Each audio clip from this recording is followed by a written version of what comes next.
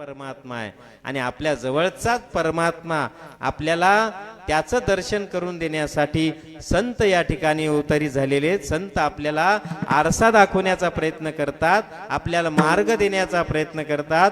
सद्गुरू आपल्याला त्या अंतर्लिंगाचं दर्शन करून देण्यासाठी, आपला अंतकरणात असणारा परमात्मा त्याची ओळख करून देण्यासाठी या ठिकाणी सातत्यानं प्रयत्नशील असतात.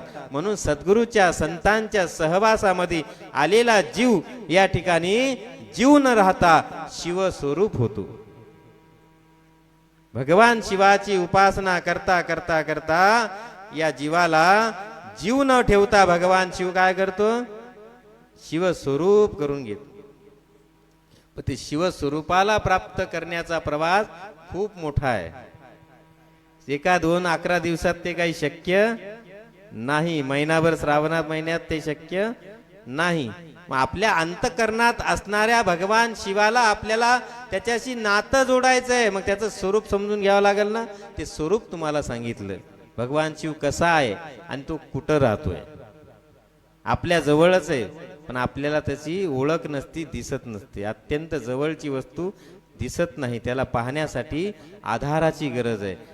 चेहरा पाहण्यासाठी आरशाची गरज आहे. तसं आपल्या मनातला, अंतकरणातला, हृदयातला परमात्म्याचं दर्शन करून घेण्यासाठी आपल्याला संतांच्या रूपाचा, सद्गुरूच्या रूपाचा आरसा आपल्याला पाहावा लागतो.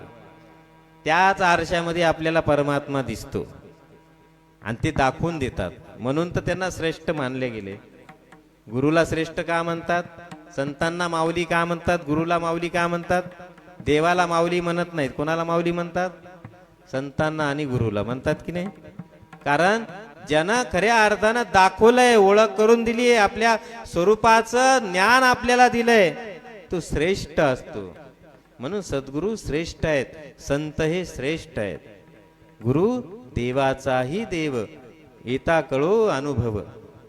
सद्गुरूच्या सानिध्यात राहिल्याच्या नंतर हळूहळू क्रमाक्रमांकाने या साधकाला स्वरूपाचं ज्ञान होतं आणि ते स्वरूपाचं दर्शन होणं फार महत्वाचं आहे. म्हणून मी नेहमी सांगत असतो की दुसऱ्याचे गुणदोष पाहण्यापेक्षा आपण कधी सदैव आपलं आत्मचिंतन, आत्मपरीक्षण केलं पाहिजे. दिवसभरामध्ये आपण कशी वागतो, कशी बोलतो, कशी राहतो, काय करतो, याचं संध्याकाळी झोपायच्या आधी मात्र आत्मचिंतन झालंच पाहिजे. पूर्वीच्या काळामध्ये प्रत्येक सेकंदाला होणारं कर्म, होणारी क्रिया ही प्रत्येक काही माणसं जे महापुरुष होते ते लिहून ठेवायचे.